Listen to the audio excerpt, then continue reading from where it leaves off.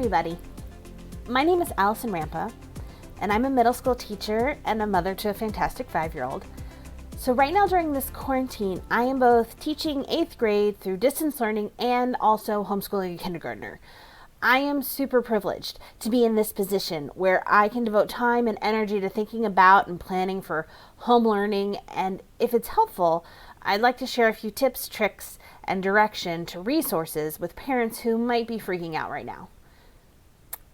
Number 1, you're doing great. I know it might not feel like it, but please give yourself a break. This is a really weird time, and there is going to be an adjustment period. No one signed up for this. Be gentle with yourself. Be gentle with your kids, which I know is easier said than done. But I just want you to know that you are doing amazing. Also, I like your hair. Did you do something new with it or lost weight? You look great. Number 2, routine. You might hate routines, but your kids love them, even if they say that they hate them. Hi, 8th graders. They actually love them. It provides stability and comfort. So if you can, get up at the same time every day. Take a shower, get dressed, eat food at food eating hours. It takes a bit of effort, but it really is worth it. I will post down below a article here to Psychology Today where it talks about the power of routine and how it helps us with our mental health. If you have a teenager, have them make their own schedule. Do they want to get up at 10 a.m. and then have a midnight bedtime? That actually sounds pretty great. I'd do that if I didn't have a 5-year-old waking me up at 7 o'clock in the morning. Creating their own schedule and their own to-do lists can be very empowering for teenagers. But please fight the temptation to flip your sleep schedule. It is hard, I know. Teenagers are night-dwelling creatures, like vampires. But there are lots of studies that actually link depression and anxiety to a lack of sunlight, and adolescents can be particularly sensitive to this. Again, there should be a link below to psychologytoday.com article that talks about people who work the night shift and how it affects their mental health. When it comes to schoolwork, hopefully your school has sent some suggested schedules along, but if not, here's one I made for my 8th graders, and that's a weekly schedule. And then I've also put a schedule on there for my kindergartner, and that's a daily schedule. These are just suggestions.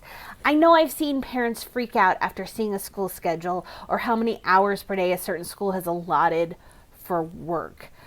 As teachers, we are always trying to over-prepare. So if they have given you too many hours for your kid, that's fine.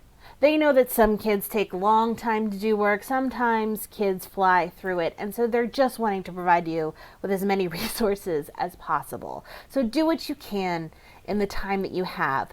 We are all just trying to figure this thing out. The National Board for Professional Teaching Standards suggests that for homeschooling, 1 to 2 hours a day for elementary, 2 to 3 hours a day for middle school, 3 to 4 hours a day for high school, and plus encourage 1 hour a day for outside or recreational time. And if you want to check out that resource, it's www.nbpts.org. We'll give you that information. But keep in mind, that's for homeschooling. And you're not homeschooling. This is crisis schooling. We've never had something like this before. Unless you were born and lived in 1918, which I have not, despite what my students might think. So breathe and do what you can. Number 3, use checklists and timers. I like to do things in 1 hour or half-hour increments, but keep a bell schedule, just like in school. That way, your student knows to move from one thing to another. And if you're working from home, like me, that gives you some solid chunks of time to get stuff done that you need to get done. Number 4, speaking of getting work done, use screens as tools for learning. I know.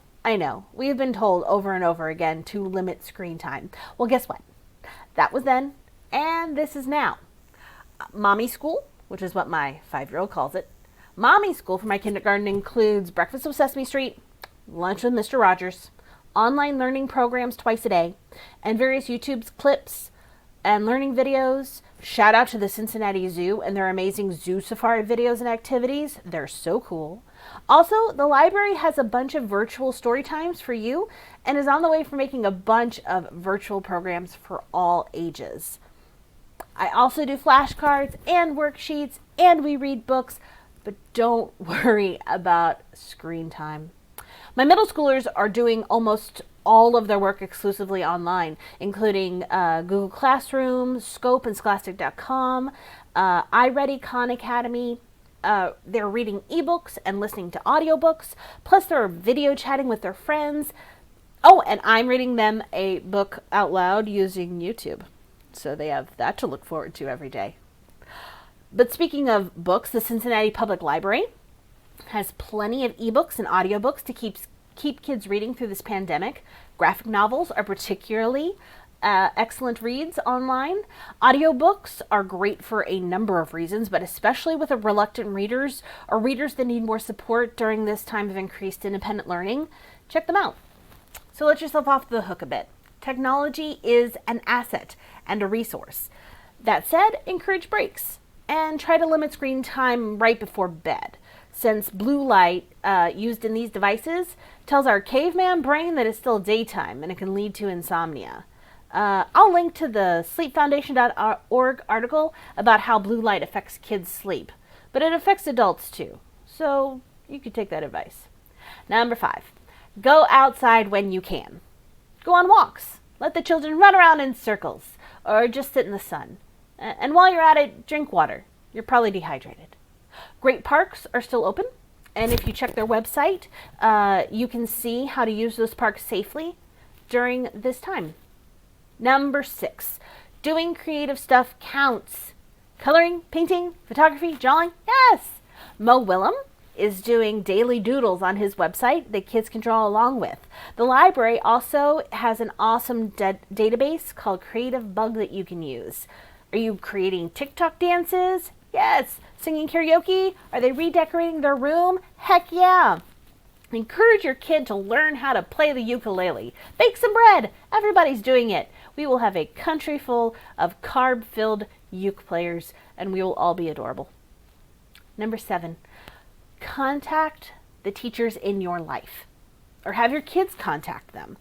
Confounded by the Common Core, we are literally sitting around all day with nothing else to do. I mean, don't get me wrong. Teachers are working through this. We are planning curriculum, and we are contacting students, and we're grading papers and assignments as they come in, but it's not consistent. I know that the teachers in you and your students' life would love to answer your questions, even the dumb ones. Even better, we'd love to answer your students' questions. So tell them to email, because we miss our kids, even middle school teachers. I mean, don't tell them that. It'll go to their heads, but we do. Oh, and also, teacher to parent. You can ask to see your kids' work. If they say that they are all done with their work for the day and that they now need to play 8 hours of Fortnite, that's nice. Great. Have them show you that completed work. None of our assignments are secret. Ask to see it, even if you only pretend to understand what they're doing. And if they won't show you, well, then I give you full permission to use teacher face. You could use like this one. Or I find this one particularly effective,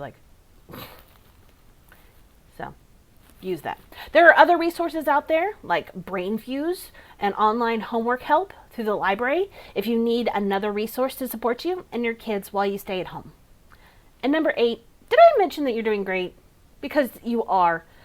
I know there will be good days and bad days, but we are all in this together.